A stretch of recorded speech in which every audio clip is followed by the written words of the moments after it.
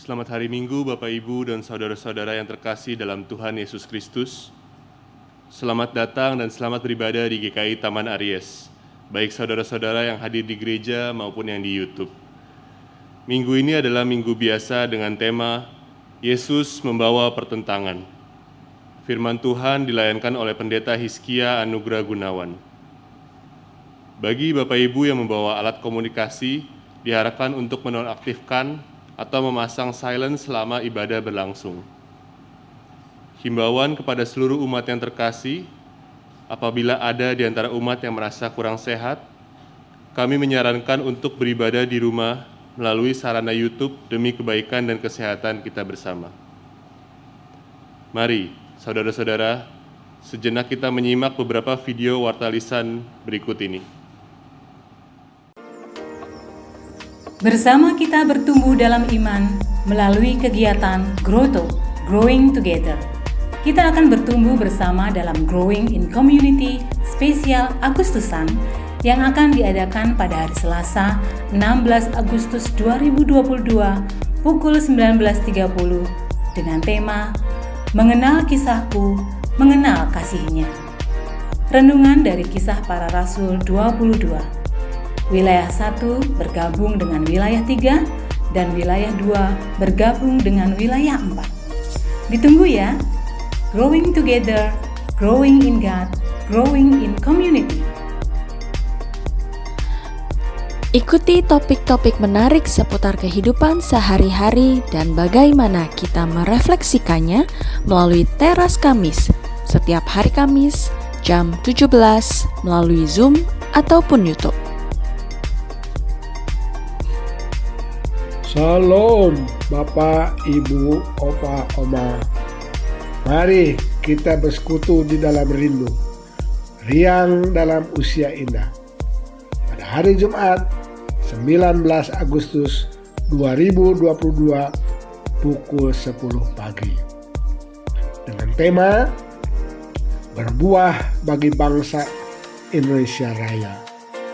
Firman Tuhan akan dilayankan oleh Pendeta Rinto Tampu Bolon.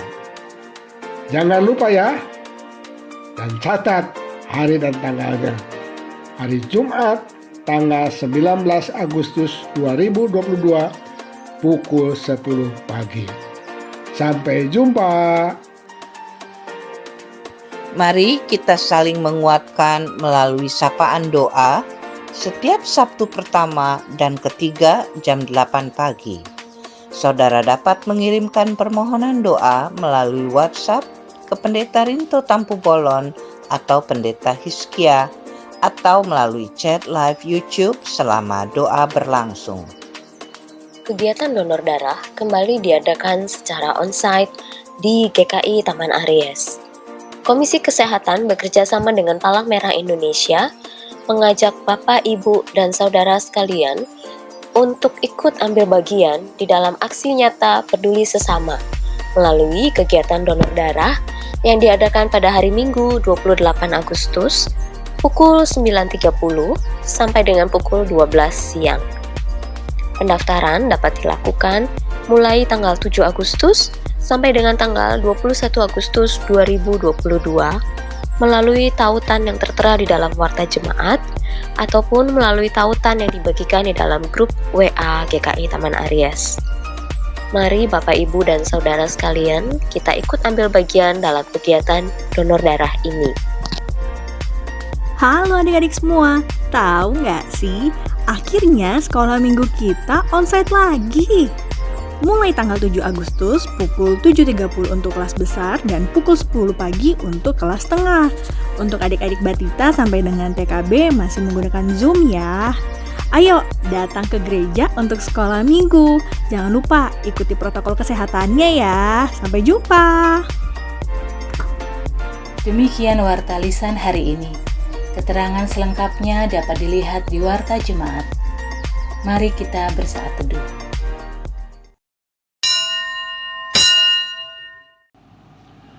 Aku hendak mengagungkan Engkau, ya Allahku, ya Rajaku. Dan aku hendak memuji nama-Mu untuk seterusnya dan selamanya. Setiap hari aku hendak memuji Engkau, dan hendak memuliakan namamu untuk seterusnya dan selamanya. Besarlah Tuhan dan sangat terpuji, dan kebesarannya tidak terduga. Angkatan demi angkatan akan memegahkan pekerjaanmu Dan akan memberitakan keperkasaanmu, semarak kemuliaanmu yang agung, dan perbuatan-perbuatanmu yang ajaib akan kunyanyikan.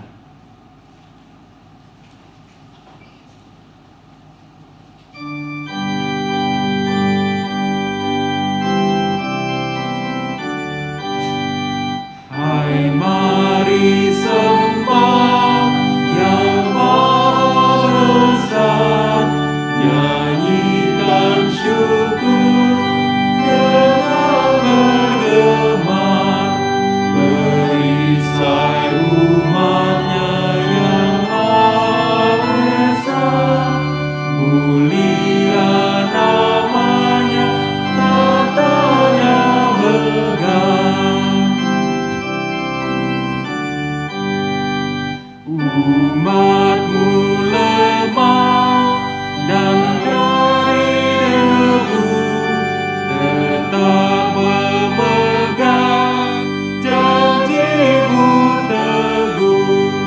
Kasih setiamu berlimpah terus, ya Halik sempurna dan kawan kudus. Pertolongan kita adalah di dalam nama Tuhan yang menciptakan langit dan bumi.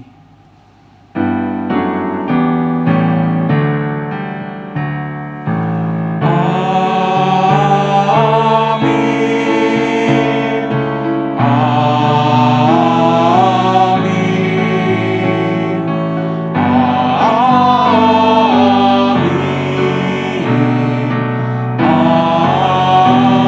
Amin. Salam sejahtera bagi saudara yang datang dalam nama Tuhan, Tuhan beserta saudara. Dan beserta saudara juga. Selamat hari Minggu umat yang terkasih, baik yang ada di gedung gereja ini maupun yang ada di rumah masing-masing. Hari ini kita bersama-sama bersekutu di dalam ibadah yang mana pada hari ini kita akan bersama-sama merenungkan sebuah tema, Yesus membawa pertentangan. Ya, Ibu Bapak dan Saudara semua, di dalam karya pelayanannya ternyata tidak semua orang suka mendengar pengajaran Yesus yang menegur dan bahkan begitu keras terhadap perbuatan dosa. Mungkin hal serupa juga kita alami ketika mendengar firman Tuhan yang nadanya menegur keras, bahkan menyakitkan. Mungkin itu menimbulkan ragam reaksi dari beragam orang yang mendengarnya. Dan salah satunya mungkin menimbulkan pertentangan. Ada memang yang bersyukur menanggapi dengan baik, namun ada yang berontak tadi, tersinggung, dan kemudian menjauhkan diri bahkan dari Tuhan. Bagaimana dengan kita?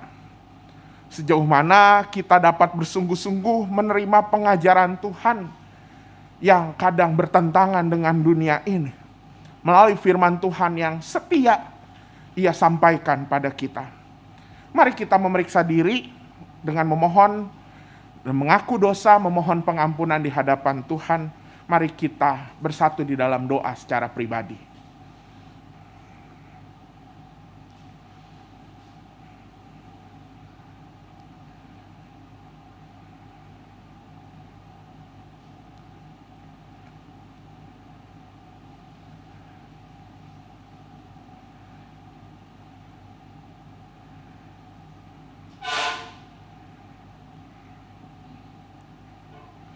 Ya Tuhan, saat kami menilik diri kami masing-masing, kadang kami mendapati ya Tuhan, bahwa kami hanya ingin mendengar firman Tuhan yang sedap didengar, nyaman di telinga.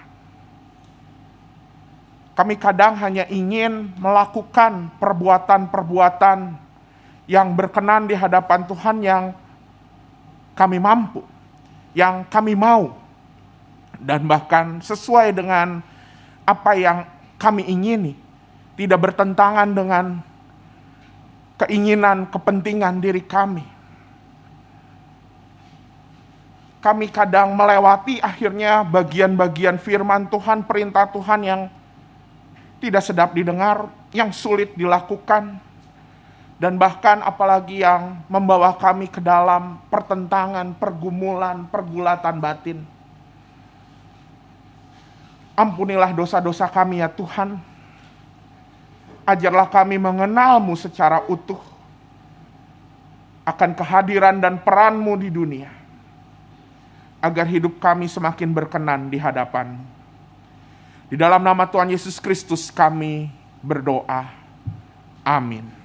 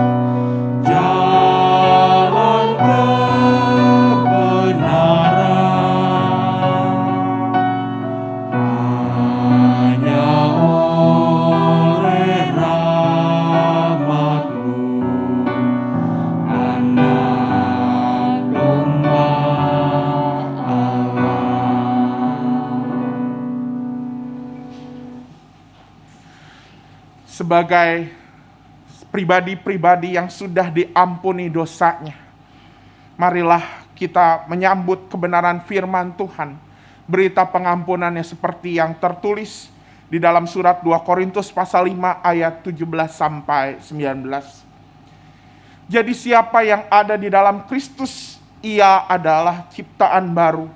Yang lama sudah berlalu, sesungguhnya yang baru sudah datang. Dan semuanya ini dari Allah yang dengan perantaraan Kristus telah mendamaikan kita dengan dirinya, dan yang telah mempercayakan pelayanan pendamaian itu kepada kami. Sebab Allah mendamaikan dunia dengan dirinya oleh Kristus dengan tidak memperhitungkan pelanggaran-pelanggaran mereka. Ia telah mempercayakan berita pendamaian itu kepada kami. Di dalam Kristus engkau telah diampuni. Di dalam Kristus engkau pun telah diampuni. Damai Kristus bagimu. Damai Kristus bagimu juga.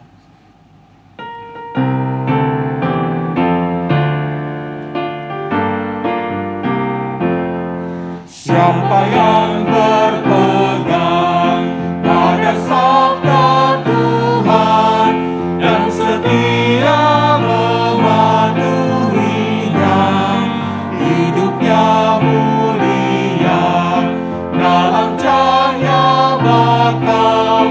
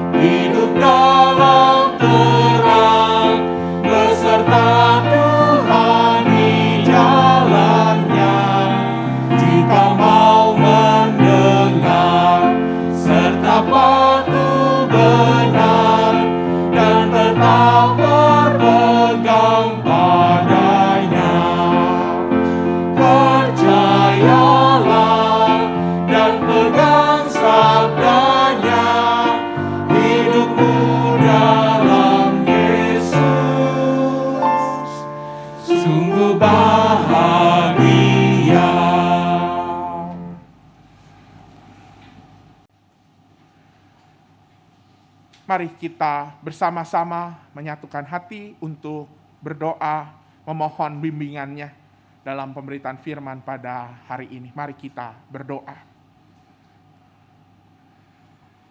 Sungguh bahagia ketika kami hidup di dalam Tuhan. Ketika kami pun hidup dalam tuntunan firman Tuhan. Sebagaimana Kristus telah menyampaikannya dan bahkan meneladaninya di tengah dunia ini.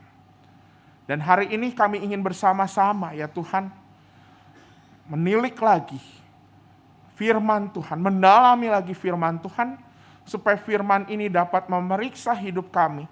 Sudahkah hidup kami berada di dalam jalan Tuhan?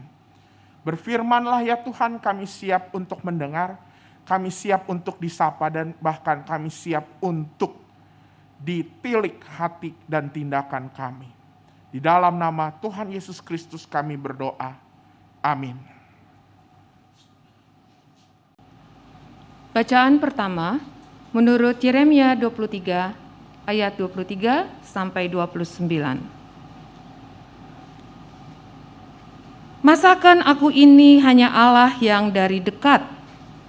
Demikianlah firman Tuhan. Dan bukan Allah yang dari jauh juga. Sekiranya ada seseorang menyembunyikan diri dalam tempat persembunyian, masakan aku tidak melihat dia? Demikianlah firman Tuhan. Tidakkah aku memenuhi langit dan bumi?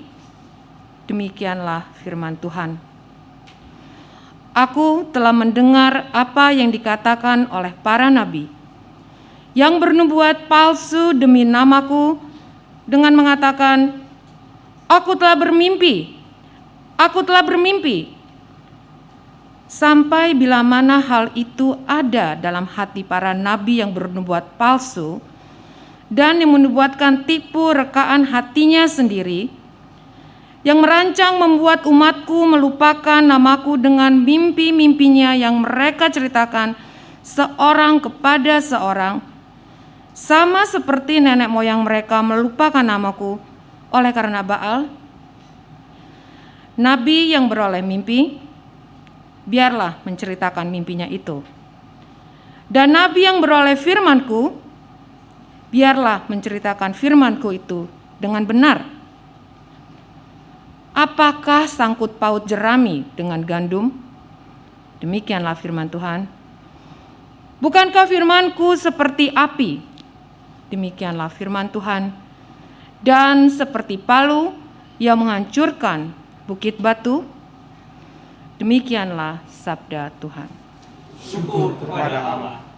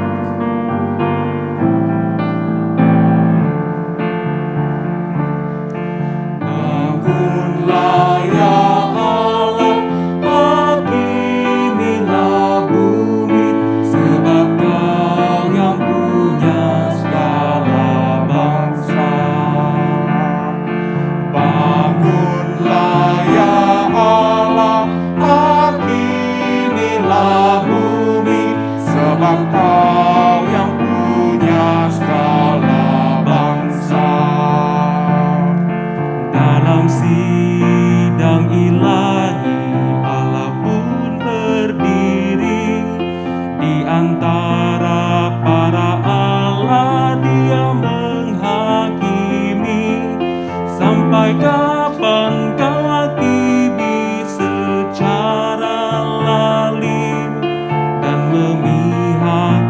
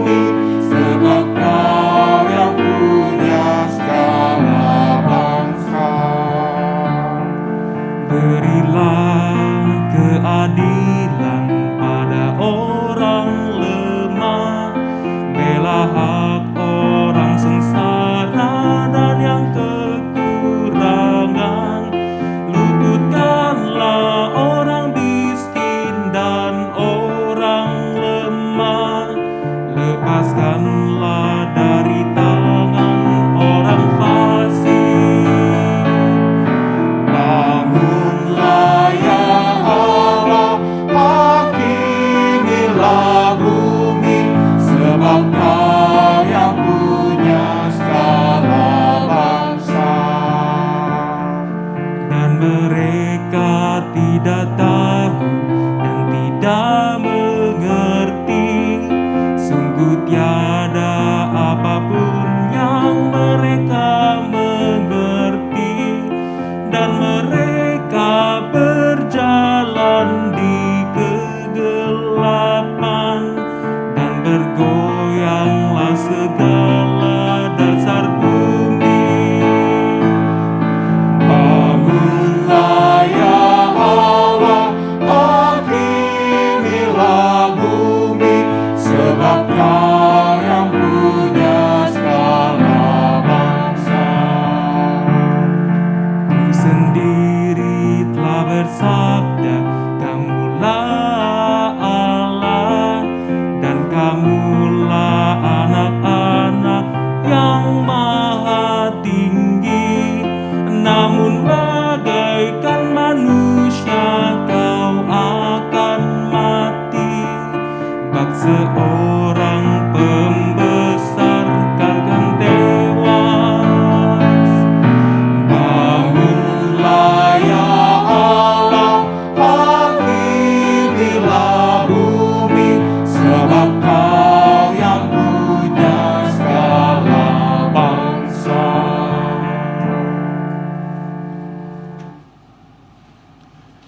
Bacaan kedua menurut Ibrani 11 ayat 29 sampai Ibrani 12 ayat 2. Karena iman, maka mereka telah melintasi Laut Merah sama seperti melintasi tanah kering, sedangkan orang-orang Mesir tenggelam ketika mereka mencobanya juga. Karena iman, maka runtuhlah tembok-tembok Yeriko setelah kota itu dikelilingi 7 hari lamanya. Karena iman, maka Rahab, perempuan sundal itu, tidak turut binasa bersama-sama dengan orang-orang durhaka, karena ia telah menyambut pengintai-pengintai itu dengan baik. Dan apakah lagi yang harus aku sebut? Sebab aku akan kekurangan waktu apabila aku hendak menceritakan tentang Gideon, Barak, Simson, Yefta, Daud, dan Samuel, dan para nabi, yang karena iman telah menaklukkan kerajaan-kerajaan, mengamalkan kebenaran, memperoleh apa yang dijanjikan, menutup mulut singa-singa, memadamkan api yang dahsyat. Mereka telah luput dari mata pedang, telah beroleh kekuatan dalam kelemahan, telah menjadi kuat dalam peperangan, dan telah memukul mundur pasukan-pasukan tentara asing. Ibu-ibu telah menerima kembali orang-orangnya yang telah mati sebab dibangkitkan.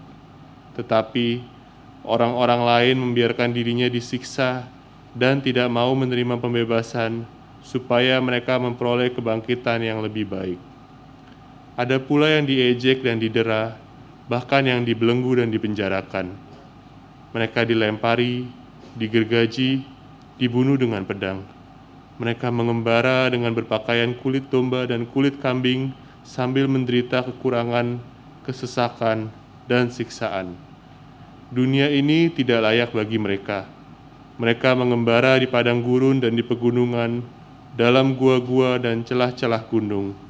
Dan mereka semua tidak memperoleh apa yang dijanjikan itu, sekalipun iman mereka telah memberikan kepada mereka suatu kesaksian yang baik. Sebab Allah telah menyediakan sesuatu yang lebih baik bagi kita. Tanpa kita, mereka tidak dapat sampai kepada kesempurnaan.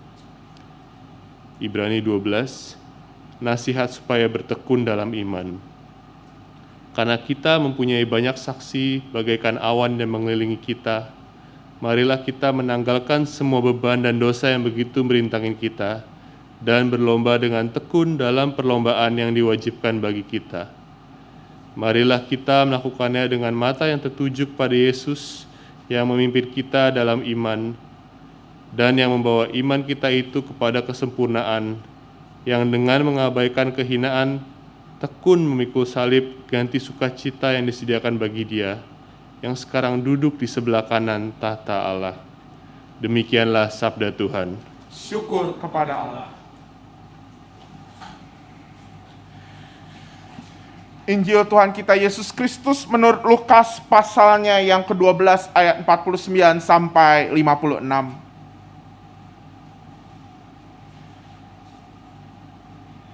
Aku datang untuk melemparkan api ke bumi, dan betapakah aku harapkan api itu telah menyala. Aku harus menerima baptisan, dan betapakah susahnya hatiku sebelum hal itu berlangsung. Kamu menyangka bahwa aku datang untuk membawa damai di atas bumi? Bukan, kataku kepadamu, bukan damai, melainkan pertentangan. Karena mulai dari sekarang akan ada pertentangan antara 5 orang di dalam satu rumah, 3 melawan 2 dan 2 melawan 3. Mereka akan saling bertentangan. Ayah melawan anaknya laki-laki, dan anak laki-laki melawan ayahnya. Ibu melawan anaknya perempuan, dan anak perempuan melawan ibunya.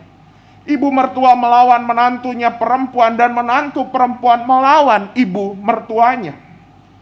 Yesus berkata pula kepada orang banyak, apabila kamu melihat awan naik di sebelah barat, segera kamu berkata, akan datang hujan. Dan hal itu memang terjadi. Dan apabila kamu melihat angin selatan bertiup, kamu berkata, hari akan panas terik, dan hal itu memang terjadi. Hai orang-orang munafik, rupa bumi dan langit kamu tahu menilainya. Mengapakah kamu tidak dapat menilai zaman ini? Demikianlah Injil Tuhan kita Yesus Kristus. Berbahagia buat setiap kita yang mendengar firman Tuhan, memelihara dan hobi mempraktikannya di dalam kehidupan sehari-hari. Haleluya.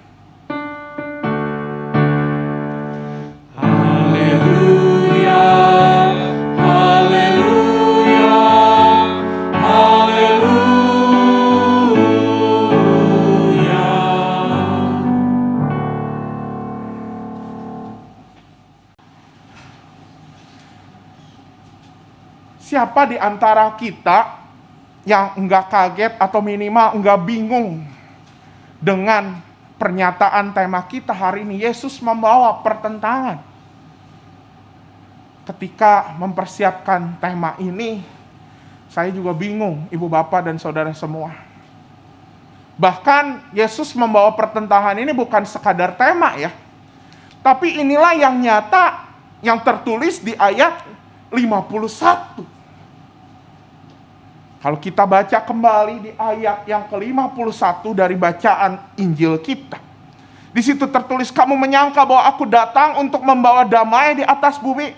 Bukan, kataku, bukan damai, melainkan pertentangan. Apa maksudnya? Yesus berkata sendiri, dia membawa pertentangan.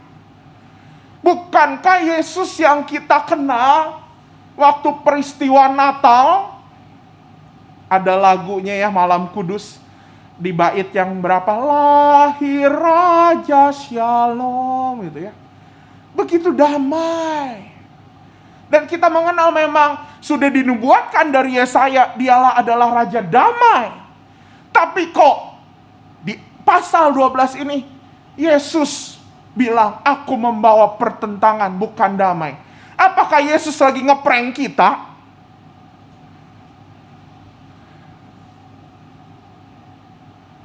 Dan apakah dengan demikian ketika Yesus membawa pertentangan dalam setiap kehidupan kita perlu ada konflik dan segala macam? Dan kemudian apakah kemudian pernyataan ini membuat kita meragukan apa benar Yesus membawa damai? Apa benar kalau ku cari damai kita menemukan hanya di dalam Yesus? Ayat ini kontras banget dengan keyakinan iman itu. Namun ibu bapak dan saudara semua, ketika kita ingin mendalami apa sebenarnya maksud dari Yesus yang membawa pertentangan, ternyata ada 2 fakta menarik yang ada di dalam ayat 51 ini. Fakta menarik yang pertama adalah kata damai, yang di dalam bahasa Yunani, kata damai ini berasal dari kata eirene. Dan ternyata kata eirene untuk konteks 2000 tahun yang lalu di tengah masyarakat Yahudi, itu sangat kental dengan konteks Pax Romana. Apa itu Pax Romana? Pax Romana itu ibarat sebuah visi kepemimpinan kekaisaran Romawi pada saat itu, ataupun sebuah slogan. Kalau buat kita sekarang ini mirip dengan slogan Indonesia Maju gitu ya. Itu menjadi visi Pak Jokowi, tapi juga menjadi spirit, jadi semangat gitu ya, supaya Indonesia maju. Nah, buat kekaisaran Romawi pada saat itu slogannya adalah Pax Romana, di mana salah satu dari Pax Romana itu menyinggung soal eirene, soal damai. Damai yang seperti apa? Ternyata Pax Romana itu adalah sebuah konsep bahwa damai itu, kesejahteraan itu terjadi kalau seluruh dunia ini dikuasai oleh kekaisaran Romawi. Jadi konsep ini, Pax Romana, konsep inilah yang mengekspresikan, yang muncul, yang ada di dalam masyarakat 2000 tahun yang lalu. Jadi ketika orang-orang mendengar kata eirene, yang langsung terpikir adalah, oh, kekaisaran Romawi mau menguasai, dan itu damai. Dan itu membuat kekaisaran Romawi dengan gampangnya menaklukkan bangsa-bangsa asing, bangsa-bangsa lain. Sekarang mah istilahnya menjajah. Karena apa? Karena menurut mereka, oh saya menjajah tanah Israel. Kenapa? Karena damai itu hanya ada di kekaisaran Romawi. Dan kata eirene inilah juga yang dipahami oleh masyarakat pada saat itu, ketika mereka menginginkan, ketika mereka mengharapkan Kristus datang sebagai Mesias, ketika mereka mengharapkan Yesus datang sebagai Raja Damai. Dalam pikiran mereka, cuman ngegantiin Yesus menggantikan Kaisar Romawi. Itu sesimpel itu, sesederhana itu pikiran mereka. Sehingga ketika Yesus berkata bahwa aku datang ke sini bukan untuk membawa damai, itu ada di dalam pengertian ini. Aku datang ke dunia bukan untuk membawa kekuasaan dan aku akan menggantikan Kaisar Romawi. Bukan. Karena damai yang ditawarkan Yesus bukan seperti damai yang ditawarkan oleh kekaisaran Romawi.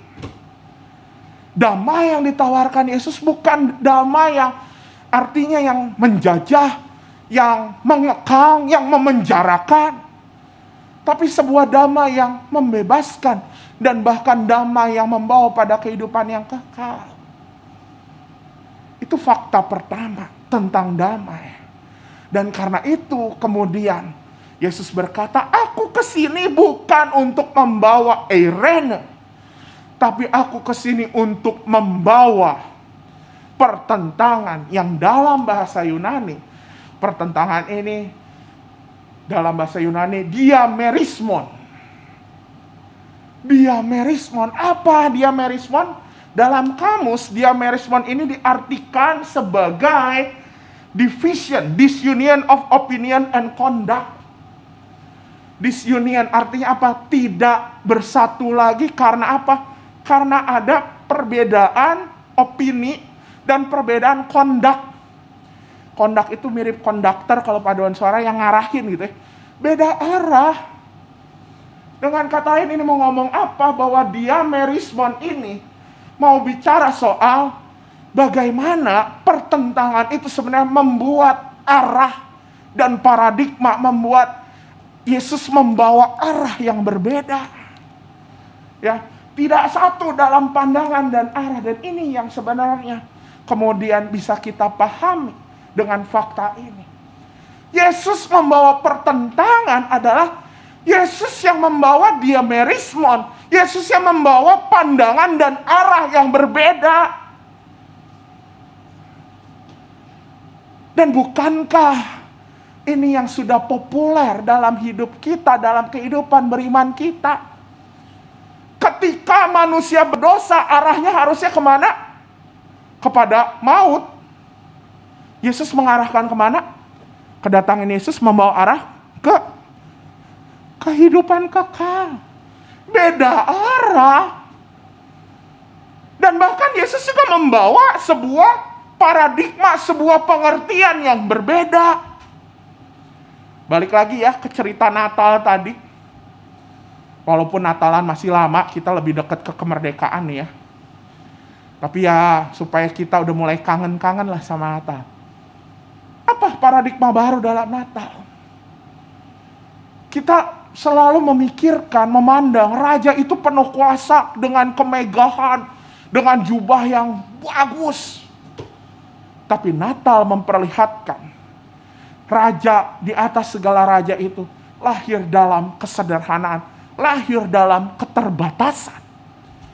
Dibungkus lampin di dalam palungan dan di kandang domba. Sebuah paradigma pengertian yang berbeda. Dan itu yang dibawa oleh Yesus. Dan bahkan ketika kita menghayati pengertian tentang gereja, yang bahasa Yunaninya itu eklesia, dipanggil keluar, dikuduskan, dipisahkan. Dipisahkan supaya apa? Supaya orang-orang yang percaya pada Kristus tidak berkubang di lumpur dosa. Dipisahkan, dikasih baru. Dan ini yang memang menjadi perilaku tindakan keselamatan Yesus Kristus. Memang membawa arah baru, memang membawa paradigma baru, memang membawa diamerismon, pertentangan. Karena itu kita nggak perlu ragu lagi bahwa Yesus membawa pertentangan. Nggak perlu kita ragu lagi. Justru yang perlu kita ragukan, justru yang perlu kita pertanyakan adalah apakah hidup kita memang betul-betul mengikuti Yesus Kristus yang membawa pertentangan ini? Apakah hidup kita memang menjadikan Yesus Kristus sebagai komandan kita? Sebagai, kalau ibarat sebuah barisan, dia yang ada di terdepan. Dia yang membawa arah yang berbeda, kita ikutan jalan yang berbeda. Apakah kita udah on the track? Udah di jalurnya dari Yesus yang membawa arah yang berbeda. Sudah 2 minggu kemarin ya, Pendeta Indri, Pendeta Rinto 2 kali menyampaikan soal jangan melekat sama harta, itu arahnya kita. Maka hari ini kita diingatkan lagi. Apakah kita memang udah di arahnya, udah on the track dengan Yesus yang membawa pertentangan? Itu yang perlu kita tanyakan. Itu yang perlu kita periksa dalam hidup kita. Yang perlu kita renungkan. Dan ketika saya merenungkan hal ini, saya jadi ingat dengan kasus yang lagi heboh selama 1 bulan terakhir ini. Bikin heboh se-Indonesia. Yaitu kasus pembunuhan seorang brigadir.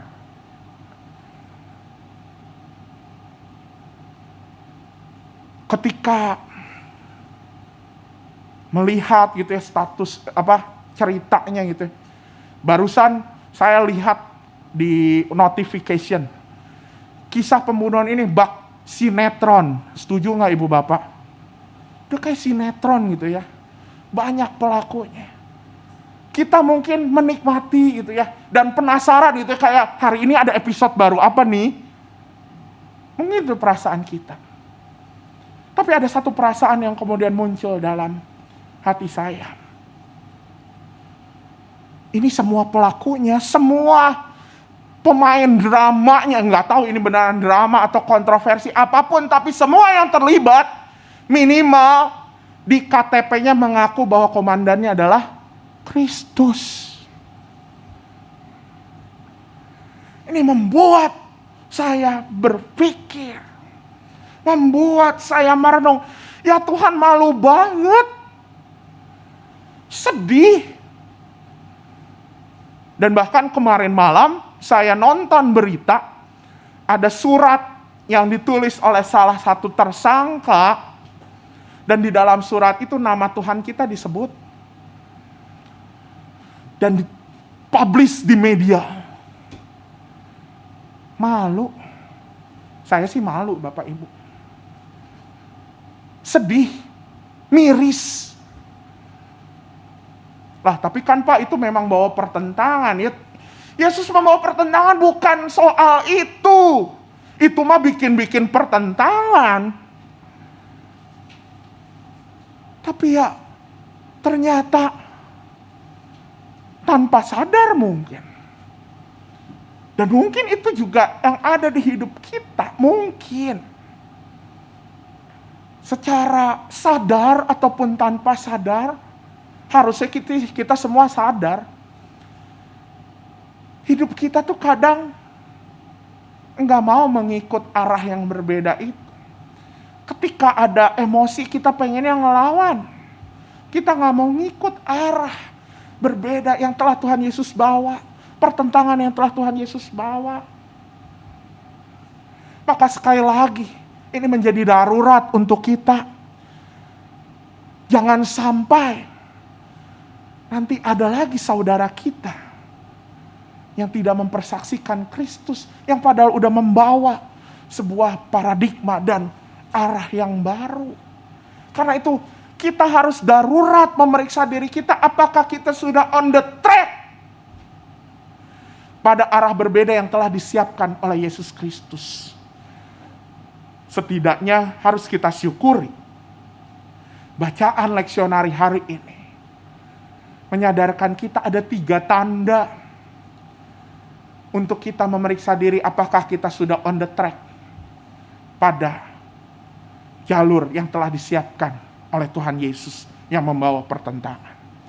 Yang pertama, mari kita sama-sama lihat apa yang ada di Lukas pasal 12 ayatnya yang ke-49 yang menjadi ayat pertama dari bacaan kita hari ini. Di situ berkata bahwa aku datang untuk melemparkan api ke bumi dan betapakah aku harapkan api itu telah menyala. Apa maksudnya ini api? Ibu bapak dan saudara semua, di dalam perjanjian baru, salah satu yang digunakan, yang dipakai, api ini digunakan sebagai simbol apa coba? Kalau kita ingat yang ada api-api, kalau dekorasi gereja itu hari apa? Hari Pentakosta ya. Api itu melambangkan Roh Kudus. Dengan kata lain, di sini mau ngomong apa sebenarnya? Tuhan Yesus mau ngomong bahwa salah satu tanda ketika aku datang adalah ada Roh Kudus. Ketika kita di dalam tracknya Yesus ada Roh Kudus. Roh Kudus itu membara, berkobar seperti api. Semangatnya seperti api berkobar terus. Dan harusnya ketika Roh Kudus itu ada, kita rasakan, hati nurani ini kita pakai. Hati nurani ini kemudian kita pakai untuk menimbang mana yang benar, mana yang salah. Membawa kita bisa memiliki sebuah yang namanya pergumulan. Dan ini jangan-jangan menjadi ciri pertama. Ini menjadi tanda pertama. Kalau kita punya Roh Kudus, artinya kita bisa bergumul. Maka kalau kita sedang ada pergumulan, ibu bapak dan saudara semua, itu sebenarnya menjadi tanda bahwa apa? Roh Kudus lagi bekerja. Kalau misal kita lagi punya pergumulan tentang krisis ekonomi, wah kalau kita nggak punya Roh Kudus, ketika kita jatuh, kita udah gampang ikut arah dunia, udah tinggal pergi dari Tuhan Yesus. Tapi untuk Bapak Ibu, kalau sampai hari ini masih mendengar khotbah hari ini, itu tandanya kita masih ada Roh Kudus, masih ada sesuatu yang digumuli. Kalau udah gak ada Roh Kudus, kita gak akan ada pergumulan lagi. Maka ini ciri yang pertama. Ada pergumulan. Ketika kita on the track, pada treknya Yesus, pada jalur Yesus. Ada pergumulan, ada sesuatu yang digumuli. Beberapa waktu lalu dalam sebuah persiapan KTB pemuda, saya ingat kita lagi ngomongin tentang dunia pekerjaan. Pak Mario kalau nggak salah ada saat itu. Dan salah satu yang kita obrolin saat itu adalah gimana ya kok ketika kita di dunia pekerjaan tuh selalu dibilang jangan terlalu baik. Gitu ya. Jadi katanya kita abis diingetin bos gitu ya. Kita terlalu baik. Ya ngejelek-jelekin orang sedikit gak apa-apa gitu ya. Kita selalu ada di dalam persimpangan seperti itu. Saat itu saya bingung merenung gimana ya. Karena saya gak punya pengalaman di dunia pekerjaan profesional seperti itu gitu ya. Di gereja kan pergumulannya lain gitu ya. Tapi ketika mempersiapkan ini akhirnya saya menyadari. Ketika kamu bergumul di dalam persimpangan itu, bersyukurlah, artinya apa? Kamu masih punya hati nurani, masih bisa menimbang mana yang baik, mana yang buruk. Masih ada Roh Kudus. Kamu artinya tahu bahwa harusnya saya ada di trek ini, di treknya Tuhan Yesus. Masih menimbang, benar gak ya kalau gua ke situ pindah trek gak? Artinya kita masih on the track ketika kita masih menggumuli. Jangan pernah berkata Bapak Ibu pergumulan itu adalah sesuatu yang negatif. Di tata gereja dan tata laksana kita ya Bapak Ibu, kalau seseorang mau dipanggil menjadi calon penatua, calon pendeta, ada tuh tulisan, calon diminta menggumuli. Memang diminta menggumuli, karena apa? Ketika pergumulan di situ Tuhan hadir. Maka inilah yang pertama, ini tanda yang pertama. Kalau hidup kita masih ada pergumulan, artinya apa? Kita masih on the track. Kalau kita di dalam kesusahan, di dalam krisis, yang buat orang mungkin udahlah meninggalkan Tuhan, tapi hari ini ibu bapak masih mendengar khotbah hari ini, artinya kita memang sedang bergumul dan membawa pergumulan itu di dalam Tuhan. Kita ada di jalan yang tepat. Kita masih on the track.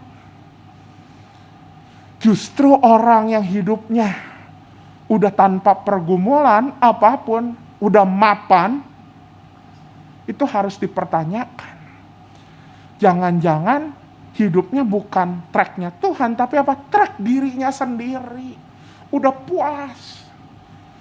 Dan gereja pernah ada di masa itu. Sejarah gereja pernah. Ketika gereja merasa udah mapan, gak ada lagi masalah. Ketika gereja udah menjadi penguasa negara juga. Di saat itulah gereja mengalami kebangkrutan moral.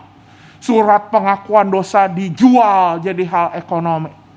Itu ketika gereja udah mapan, gereja jadinya terpecah, terpisah, bangkrut. Karena itu, syukuri ketika kita ada pergumulan. Itu tanda bahwa apa? Kita masih on the track, kita masih tepat. Tapi mau gimana kan Pak? Pergumulan juga harus dijawab. Ya, tapi seenggaknya kita udah on the track. Nah, mau dijawabnya memang kayak ini poin kedua kita. Poin kedua kita, kemudian mari kita lihat apa yang ada di bacaan kedua. Yang di bacaan kedua, kita bersama-sama melihat soal iman. Kalau kita lihat di ayatnya yang ke-29 sampai ayat yang ke-34, itu menceritakan orang-orang beriman yang juga punya pergumulan. Ketika orang Israel harus melintasi Laut Merah, mengelilingi tembok Yeriko, ada pergumulan. Ngapain keliling-keliling sampai 7 kali gitu ya? Ngapain seperti apa? Ada pengintai-pengintai, Rahab, lalu Simson, Yefta, Daud, Samuel, Gideon, Barak. Tapi kemudian pergumulan yang mereka alami membuahkan hasil. Tapi ternyata enggak hanya itu. Di ayat 36, 35 sampai 39. Itu juga mengisahkan orang yang memang ada di dalam pergumulan. Dan bahkan sampai akhir hayatnya mereka tidak menemukan hasil dari beriman mereka. Dan ternyata semua itu baik yang bisa menikmati hasil maupun yang enggak menikmati hasil sampai akhir hayatnya. Ternyata oleh penulis Ibrani disebut sebagai orang yang beriman. Artinya apa? Beriman bukan bicara soal hasil. Kalau gitu bicara soal apa? Kita lihat apa yang ada di pasal 12 ayat 1. Beriman itu bicara soal apa? Bagaimana kita bisa berlomba dengan tekun dalam perlombaan yang diwajibkan bagi kita. Beriman bukan bicara soal dapat piala atau enggak, tapi beriman soal bertekun dalam perlombaan, punya semangat untuk terus berkarya, punya semangat untuk terus melakukan karya misi. Ini poin kedua kalau kita di on the track. Ada semangat. Meskipun situasi kita tidak sesuai dengan apa yang kita mau, meskipun orang-orang di sekitar kita tidak seperti maunya kita, padahal mungkin kita adalah pimpinan, kita ngatur anggota kita, belok sana, belok sini. Tapi kita tetap semangat, tetap setia. Meskipun ada krisis, meskipun tadi kita ngomong ada pergumulan, iman bicara soal apa? Kita tetap setia, tetap semangat untuk setia, tetap semangat untuk mengerjakan pekerjaan baik yang telah Tuhan persiapkan. Tetap semangat untuk taat. Justru sebaliknya orang yang gak punya semangat untuk taat, semangat untuk setia, itu menjadi orang yang gampang apa? Gampang mutung. Ada kondisi yang nggak baik, langsung, udah deh, males. Di dalam pekerjaan, kondisi tim, ada orang yang tidak merespons dengan baik. Udah saya mundur. Mutung. Udah saya males ngikut lagi. Mungkin itu juga terjadi dalam pelayanan. Justru orang yang gampang mutungan, jangan-jangan tracknya bukan lagi di tracknya Tuhan. Karena orang yang berada di tracknya Tuhan, yang menjadi komando, Yesus yang membawa pertentangan menjadi komando, harusnya selalu ada semangat. Tetap semangat berkarya, bekerja, mesti respons orang berbeda. Dan itu yang dikatakan juga tadi, kalau kita sempat bingung kenapa di Injil kita ngomongin ada pertentangan di antara keluarga sekalipun. Ini mau ngomong apa? Meskipun bahkan orang terdekatmu responsnya tidak sesuai dengan yang kamu mau, kita tetap semangat untuk berkarya, tetap memiliki semangat untuk bangkit, tetap memiliki semangat minimal untuk setia. Itu poin kedua.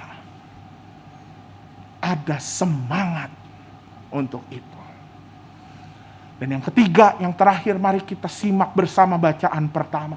Dan di bacaan pertama ini, saya sangat suka dengan yang tertulis di ayat ke-24. Di ayat 24 tertulis, bagaimana sekiranya ada seorang menyembunyikan diri dalam tempat persembunyian, masakan aku tidak melihat dia? Demikianlah firman Tuhan. Ini mau bicara soal apa? Kalau kita berada bersama-sama dengan Tuhan, tidak ada lagi yang tersembunyi, tidak ada lagi yang perlu ditutupi, tidak ada lagi yang perlu dibohongi. Karena itu apa? Ini artinya, apakah ada kejujuran dalam hidup kita? Jujur adalah sebuah karakter yang dari kecil udah ditanamkan. Mulai dari sekolah, jujur ya, jangan saling nyontek satu sama lain. Jujur. Tapi ketika mempraktikannya, ternyata enggak gampang-gampang amat. Apalagi dimensi jujur ini banyak ya. Kalau digambar ini sekadar jujur, kalau kita nemuin dompet yang jatuh mau dikemanain. Tapi dimensi jujur itu luas. Kalau melihat bacaan pertama, dimensi jujur itu ngomongin apa? Nabi-nabi palsu. Ngomongin soal kepalsuan. ngomongin soal apa? Kepalsuan ini bicara soal pencitraan. Nah, ini dunia zaman sekarang ini kan paling sering kita menampilkan di media sosial. Wah, kita sebenarnya lagi apa, tapi kita pencitraan yang bagus. Apalagi dengan adanya sekarang tuh avatar. Wah, dengan avatar Ibu Bapak, saya bisa bikin avatar itu seperti gambar ya, profile gitu ya.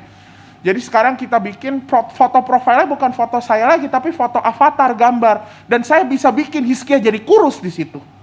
Pencitraan. Dan bahkan bukan hanya zaman sekarang, ternyata dari dulu pun memang dunia ini udah senang pencitraan. Lagu zaman papa mama saya hidup ada lagunya seperti ini. Mungkin Bapak Ibu tahu. Dunia ini panggung sandiwara. Memang dunia ini selalu membuat kita seolah-olah sedang bersandiwara, ada kepalsuan. Itu juga bentuk dari apa? Bagaimana? Apakah ada kejujuran? Menghindar dari kepalsuan. Bicara soal jujur itu juga bicara soal apa? Di Injil kita yang di ayat 53 sampai 56 bicara soal apa? Ketika kamu tahu ada tanda itu, jangan tutup-tutupi, jangan pura-pura nggak tahu. Itu juga bicara soal kejujuran. Dan bahkan bicara soal kejujuran juga bicara soal apa? Bukan sekadar jujur nggak mencuri, tapi apa? Ketika kita ada kesalahan, apakah kita jujur mengakui kesalahan kita? Itu juga bagian dari kejujuran. Dan ketika kita ada kejujuran, di situ kita juga ada di dalam track dari Yesus yang membawa pertentangan. Karena itu Ibu Bapak dan Saudara semua, inilah 3 tanda untuk kita periksa diri kita masing-masing. Tanda mengikut Yesus yang membawa pertentangan. Ada pergumulan, apakah kita mensyukuri pergumulan itu? Apakah kita setia di dalam pergumulan itu? Ada semangat, apakah di dalam pergumulan kita tetap semangat berkarya? Dan ada kejujuran di dalam setiap langkah hidup kita. Ingat Bapak Ibu, ini kalau disingkat, ini juga bisa menimbulkan pertentangan. Karena kalau disingkat apa? PSK. Ya. Bisa menimbulkan pertentangan istilahnya, tapi jangan ditentang yang ini gitu ya. Karena PSK kita berbeda. Bukan juga pedagang sate kiloan. Tadi di kebaktian pertama bilang, PSK saya mah pedagang sate kiloan. Oh, bukan. Tapi PSK kita adalah ada pergumulan, ada semangat, ada kejujuran. Dan itulah menjadi tanda bahwa kita tetap ada di tracknya Yesus yang menjadi komandan kita, yang membawa pertentangan. Inilah Jesus way yang Tuhan Yesus sampaikan, yang Tuhan firmankan hari ini. Inilah jalan Yesus. Ketika kita bisa mensyukuri pergumulan, ketika kita bisa mensyukuri pergumulan dengan semangat berkarya, dan ketika kita juga mensyukuri itu di dalam kejujuran. Yesus membawa pertentangan. Yesus membawa paradigma dan arah baru. Inilah jalan Tuhan. Dan mari kita periksa dengan 3 tanda ini. Apakah kita sudah di Jesus way itu? Tuhan memberkati kita. Amin.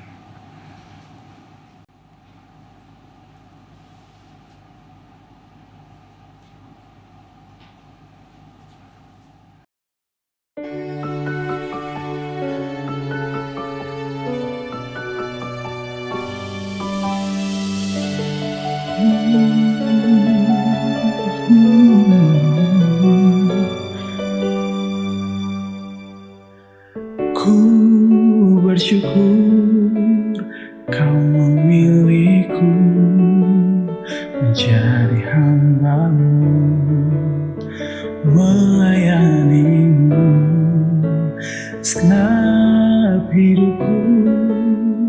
Ku serahkan untuk kemuliaan-Mu.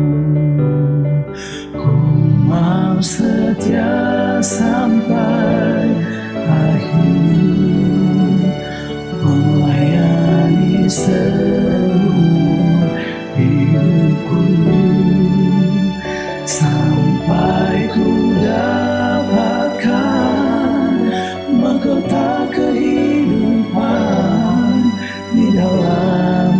Ku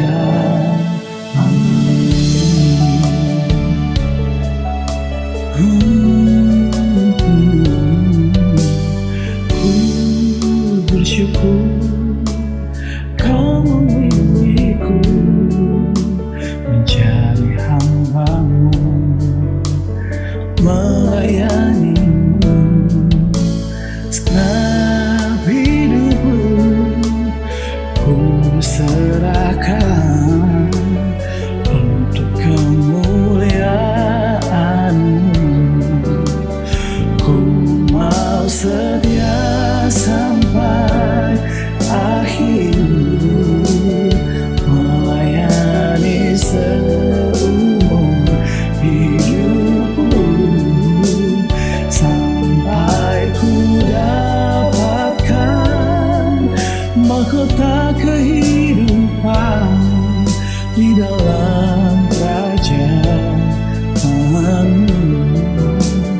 Ku mau setia sampai akhir, melayani seumur hidupku, sampai ku dapatkan mahkota kehidupan di dalam kerajaan-Mu.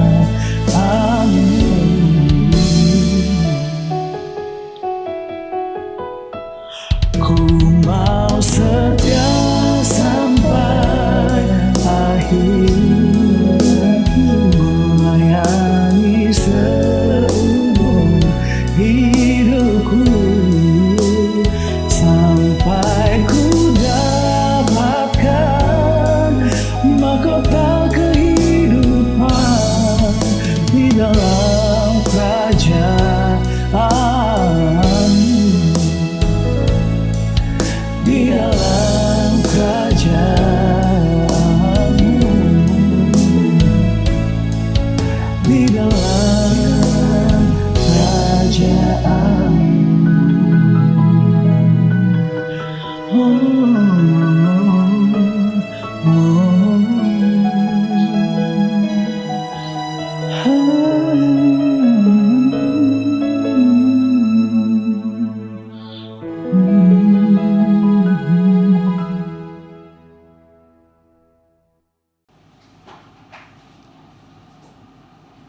Marilah kita bersama dengan umat Allah di masa lalu, masa kini, dan masa depan, mengingat janji baptisan kita dengan mengikrarkan pengakuan iman rasuli. Aku percaya kepada Allah, Bapa yang Maha Kuasa, Khalik langit dan bumi, dan kepada Yesus Kristus, Anak yang tunggal Tuhan kita, yang dikandung daripada Roh Kudus, lahir dari anak darah Maria, yang menderita sengsara di bawah pemerintahan Pontius Pilatus, disalibkan, mati dan dikuburkan, turun ke dalam kerajaan maut. Pada hari yang ketiga, bangkit pula dari antara orang mati, naik ke surga, duduk di sebelah kanan Allah, Bapa yang Maha Kuasa, dan dari sana Ia akan datang untuk menghakimi orang yang hidup dan yang mati. Aku percaya kepada Roh Kudus, gereja yang kudus dan am, persekutuan orang kudus, pengampunan dosa, kebangkitan orang mati, dan hidup yang kekal. Amin.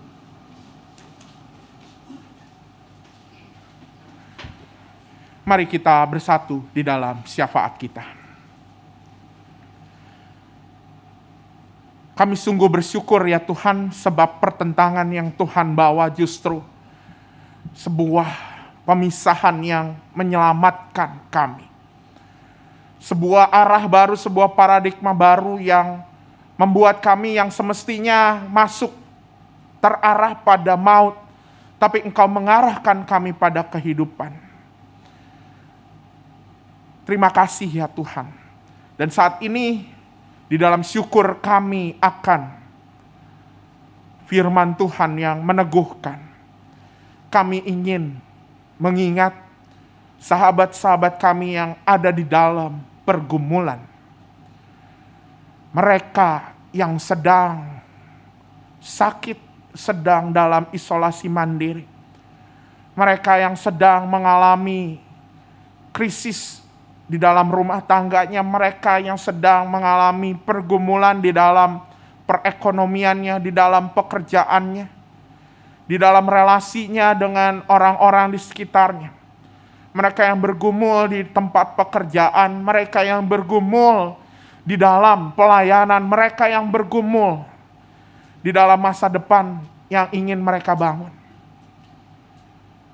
Kami percaya ya Tuhan, pergumulan justru menandakan bahwa Roh Kudus ada di dalam hati kami masing-masing. Ada di dalam hati setiap mereka yang bergumul. Dan kiranya di dalam pergumulan ini, suara Roh Kudus, sapaan dari Kristus melalui firman-Nya, tetap terjaga, tetap membara, tetap berkobar seperti api yang terus berkobar. Sehingga pergumulan ini dapat mereka lewati dengan iman pada Tuhan. Saat ini kami juga ingin berdoa ya Tuhan untuk setiap karya pekerjaan yang dilakukan oleh gereja kami, oleh setiap orang yang terlibat di dalam gereja ini. Kami berdoa untuk setiap program pelayanan.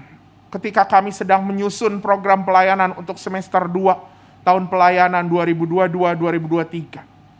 Kami ingin berdoa ya Tuhan untuk karya pelayanan gereja kami di bidang kesaksian dan pelayanan, untuk bidang kesehatan ketika kami sedang menggumuli pengembangan pelayanan poliklinik, dan juga pelayanan pendidikan, pelayanan misi di Amfuang dan di Timor, dan juga pelayanan-pelayanan lainnya. Berikanlah semangat ya Tuhan pada kami melewati ruang-ruang pelayanan, konteks pelayanan yang tidak mudah di masa pasca pandemi ini. Kiranya semangat di dalam setiap pelayan, dan bahkan kami sebagai anggota jemaat maupun simpatisan yang sama-sama juga berpartisipasi membangun gereja ini, kobarkanlah semangat kami untuk mengambil bagian.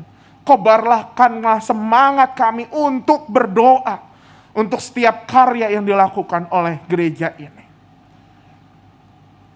Kami juga ingin berdoa ya Tuhan untuk bangsa dan negara kami. Berikanlah kejujuran ya Tuhan untuk setiap pejabat-pejabat yang berkuasa. Berikanlah kejujuran bagi para hakim dan jaksa. Berikanlah kejujuran bagi para penegak hukum TNI maupun Polri. Karena kami tahu tidak ada yang tersembunyi di hadapan Tuhan. Dan biarlah kejujuran ini yang memang menjadi spirit ketika bangsa kami membangun kehidupan. Ketika bangsa kami melanjutkan kehidupan setelah 77 tahun kemerdekaan. Kiranya semangat dan karakter kejujuran ini mewarnai bangsa kami untuk pulih lebih cepat dan bangkit lebih kuat. Terima kasih ya Tuhan. Inilah syafaat kami ya Tuhan. Masih ada banyak yang ingin kami doakan.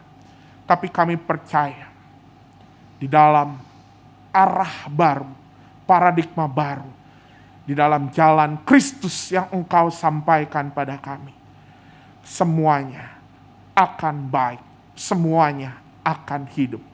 Itulah iman kami ya Tuhan. Kami menyerahkan doa ini hanya di dalam nama Tuhan Yesus Kristus. Amin.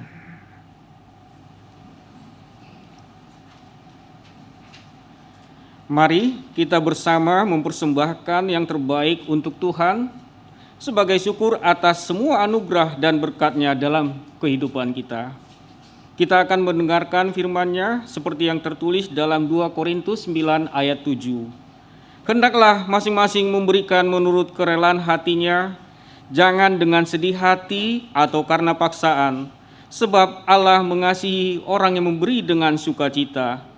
Dan Allah sanggup melimpahkan segala kasih karunia kepada kamu, supaya kamu senantiasa berkecukupan di dalam segala sesuatu, dan malah berkelebihan di dalam pelbagai kebajikan. Umat dapat mengirimkan persembahan melalui rekening atas nama GKI Sinode Wilayah Jawa Barat atau dengan scan QRIS yang tertera di layar. Dan umat yang di gereja dapat juga melihat scan QRIS yang ada di kursi masing-masing. Selain itu juga tersedia kotak persembahan di dekat pintu masuk gereja di mana jemaat dapat memberikan persembahan setelah ibadah selesai.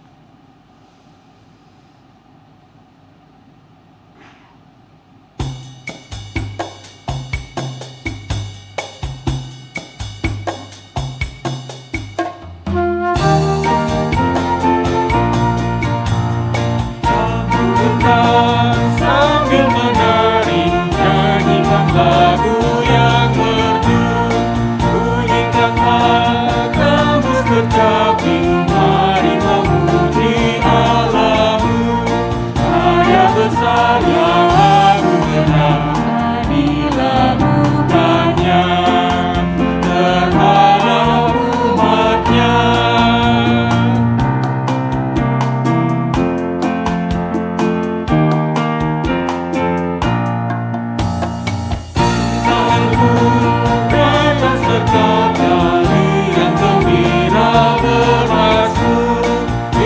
Serta kita percaya dan kepadanya bersyukur. Tuhanlah baik, kasih-Nya dari lamanya, terpuji namanya.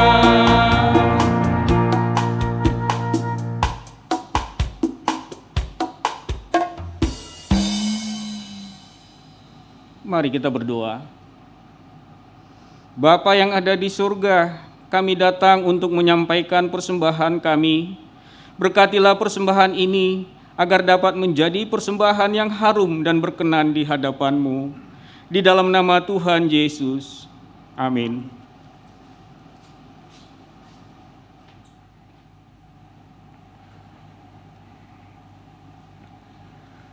Umat yang terkasih, kita sudah memilih siapa yang menjadi juru selamat kita, yaitu Yesus yang membawa pertentangan.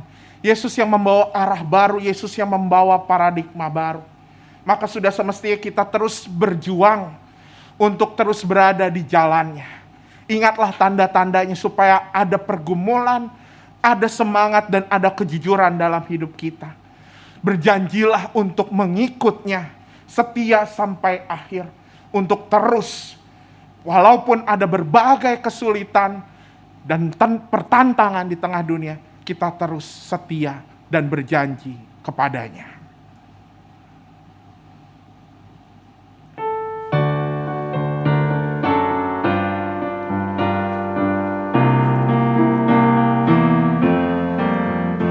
Ya Yesus, ku berjanji setia padamu.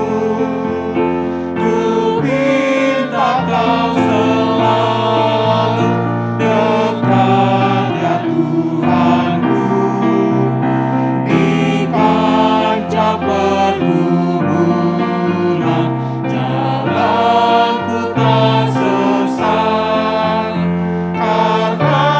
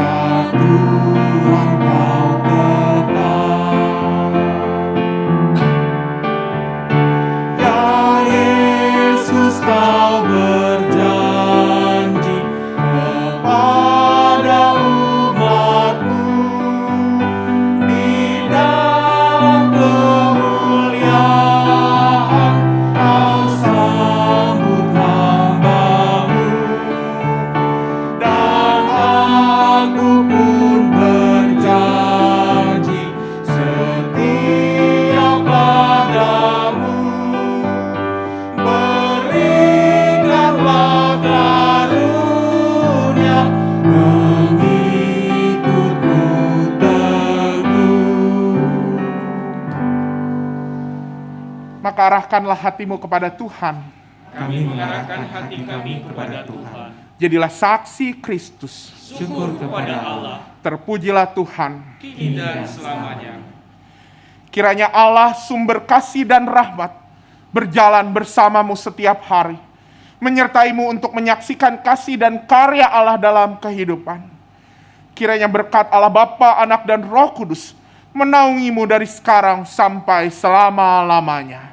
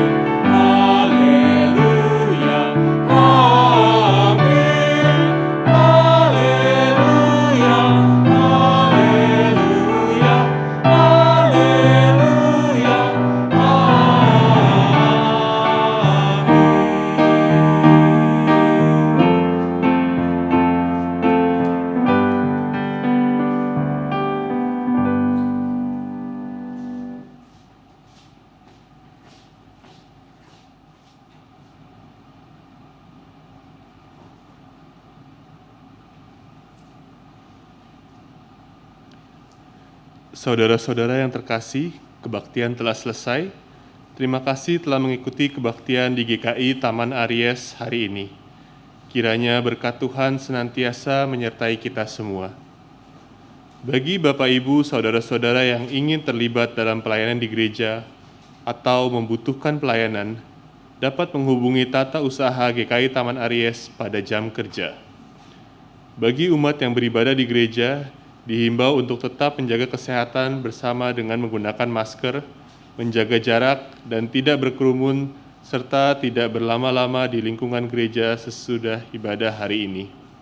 Selamat hari Minggu, Tuhan Yesus memberkati.